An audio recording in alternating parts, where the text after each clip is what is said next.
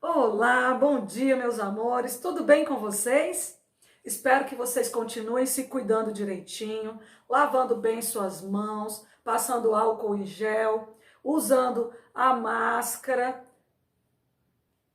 né? Sempre que for necessário, para conversar com as pessoas mais um pouquinho mais próximo, né? Lugares muito cheios, você precisa utilizar a máscara. Hoje eu vim com um dia super, hiper, mega alegre, tá?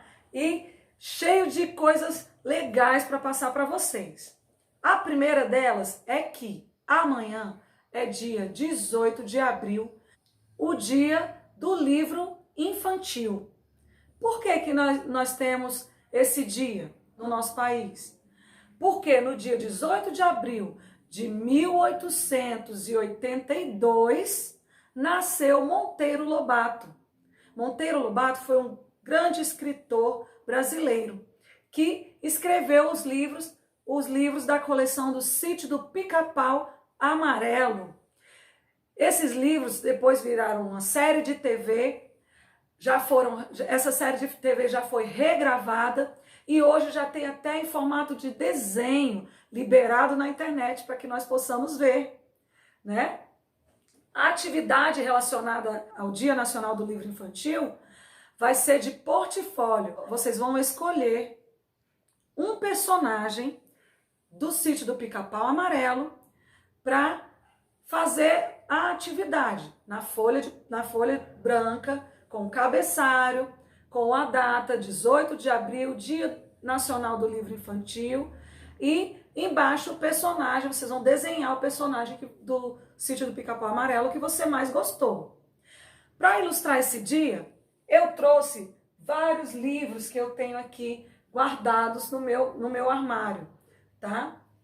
Tenho aqui A Cigarra e a Formiga, Dorme Menino Dorme, Os Três Porquinhos, um livro que é uma coletânea de lendas, de parlendas e de contos de fadas, Tatu Balão, o livro dos porquês, que ensinam as crianças várias coisas do dia a dia. Então, trouxe tudo isso para mostrar para vocês como é importante a leitura, desde a infância, tá? Não deixem de ler jamais. Estejam sempre ligados na literatura infantil, pois ela nos leva para lugares que a gente nunca imaginou chegar. Agora nós vamos iniciar a aula de hoje. Peço que você pegue o seu livro de história e abra na página 46. Nós vamos falar hoje sobre o ser humano e a natureza. O ser humano modificando a paisagem. O que é a paisagem? Nós já aprendemos que paisagem é tudo aquilo que nós vemos, né, ao nosso redor, no meio onde nós vivemos, nos lugares onde nós passamos. Tudo é paisagem, tudo faz parte da paisagem, né? De acordo com a história, a paisagem é classificada como elementos naturais ou físicos e elementos humanos ou culturais.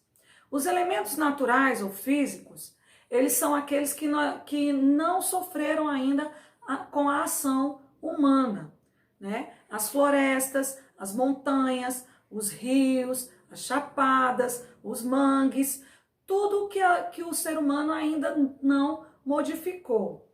A junção desses elementos é chamado de paisagem natural. Os elementos humanos ou culturais são todos aqueles que nós construímos de acordo com as nossas necessidades ou com as nossas vontades. São as casas, são os prédios, é tudo aquilo que nós colocamos no meio onde nós vivemos. Essa junção desses elementos construídos pelo homem, colocados pelo homem, são chamados de paisagem cultural. A natureza, sozinha, ela já forma uma grande paisagem. Porém, o homem, ele foi notando, percebendo a necessidade de coisas novas. Os primeiros homens pré-históricos, né, eles já modificavam a paisagem de alguma forma, né? Eles moravam ali em cavernas, nas quais eles tinham que cobrir a porta da caverna, ou às vezes eles construíam casas com pedaços de madeira que eles encontravam, coberturas, né? Fazia aquela armação com os pedaços de madeira e cobriam com pele de animais, que era para eles se protegerem durante a noite, né? Já tinha essa necessidade.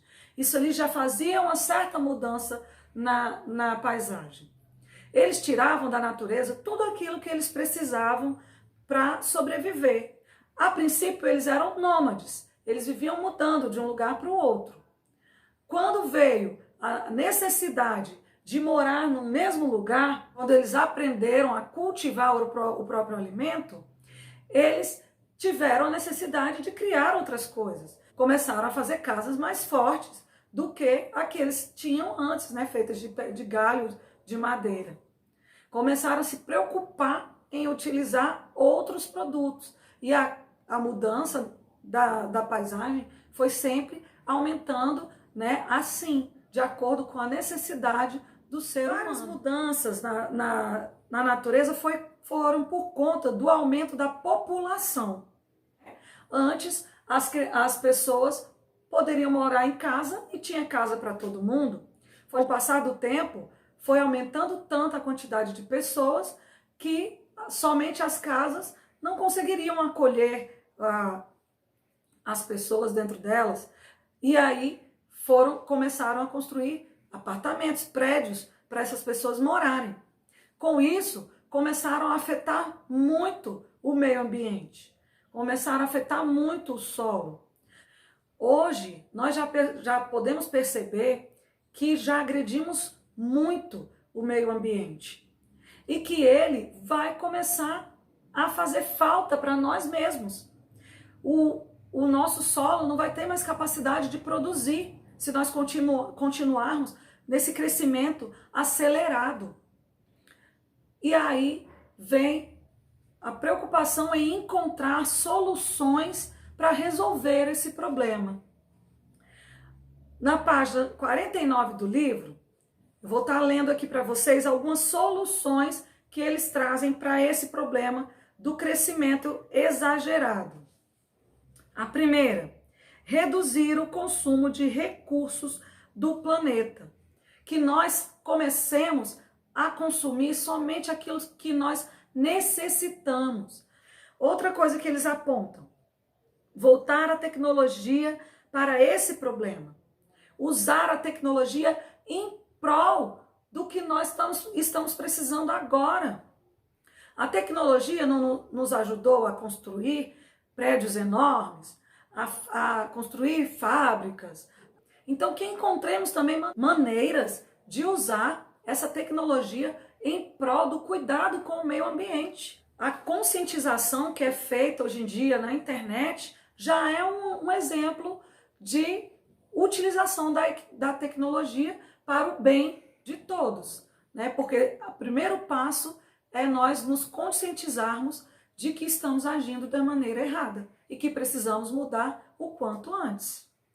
Próximo tópico. Estabelecer políticas de controle de natalidade mais responsáveis. A gente vê aqui na cidade, as pessoas têm 2, 3 filhos no máximo, mas na sua grande maioria só tem um. Porque está preocupado se vai conseguir sustento adequado para o filho, se vai conseguir pagar uma escola adequada, um hospital, um plano de saúde, se vai pagar uma faculdade futuramente. Por isso eles não têm essa quantidade de filhos. Já as pessoas de baixa renda, mesmo que tenham essa preocupação, eles ficam de pé e mão atados. Eles não têm como resolver. Isso é uma questão de políticas públicas, do nosso governo modificar o jeito de agir em relação a essas pessoas e resolver. As atividades relacionadas ao tema serão da página 50 e 51, tá? Na questão 2 da página 50, ela diz assim: Com a ajuda de um adulto, pesquise imagens de um lugar na sua cidade que antigamente era uma paisagem natural e hoje em dia é uma paisagem cultural. E colhe-as abaixo.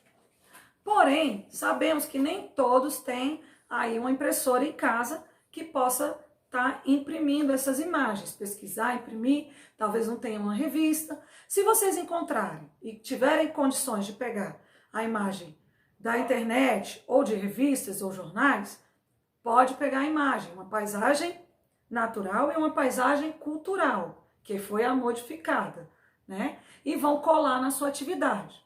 Caso você não tenha nenhuma dessas opções, você pode desenhar. Na página 52, falar sobre os primeiros povos nômades do Brasil. Esses povos, eles viviam em lugares que a natureza ainda estava assim intocada, né?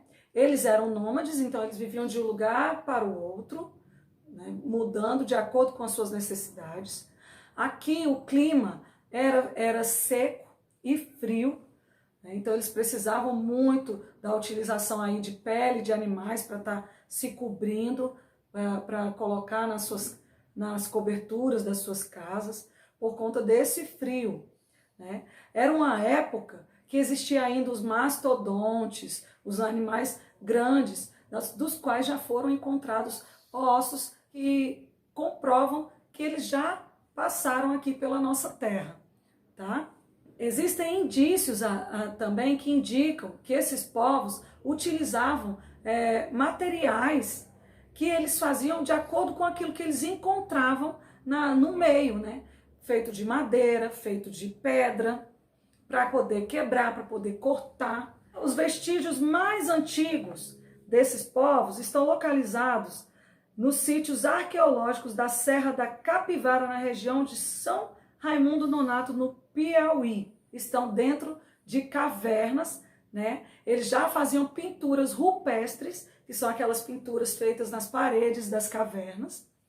Para realizar essas pinturas, eles utilizavam, às vezes, até a cera do ouvido. Até a cera do ouvido eles utilizavam para fazer essas pinturas. E ali eles contavam mais ou menos o que acontecia no dia a dia deles. Era como se as paredes fossem um diário. Também foram encontrados vestígios desses homens na região de Lagoa Santa, também em grutas situadas lá, na Lapa Nova do Maquiné, tá? Que fica próximo ao Rio das Velhas, em Minas Gerais. Então, a maioria dos vestígios daquela época foram encontrados em cavernas existentes aqui, nas regiões do nosso país. Alguns vestígios também foram encontrados nos campos do sul, dos povos da tradição umbu, né? Então, assim como no resto do mundo, os intitulados Homens das Cavernas viveram usufruindo somente daquilo que eles podiam tirar da natureza. A atividade relacionada aos primeiros povos nômades está na página 54 e 55. Agora vamos para a parte final da nossa aula de hoje, para nós falarmos sobre o Dia do Índio. E eu explicar para vocês por que eu vim assim paramentada, né? Coloquei aqui meus brincos mais indígenas que eu tenho, e o colarzinho de pena, uma pulseira, porque os indígenas realmente, eles gostam muito de se enfeitar. Porém, hoje em dia, eles não andam mais o tempo inteiro de cara pintada ou de cocá na cabeça. Eles são pessoas como nós e agem naturalmente no nosso meio. É claro que se nós formos até as aldeias indígenas, nós vamos ter que se adaptar ao jeito que eles vivem. E eles, quando saem das aldeias, eles se adaptam ao jeito que as pessoas da cidade vivem. Para saber um pouco mais sobre os indígenas e o dia que é dedicado a eles, o dia 19 de abril, eu estou deixando aqui um link na descrição, tá? Para vocês verem o vídeo.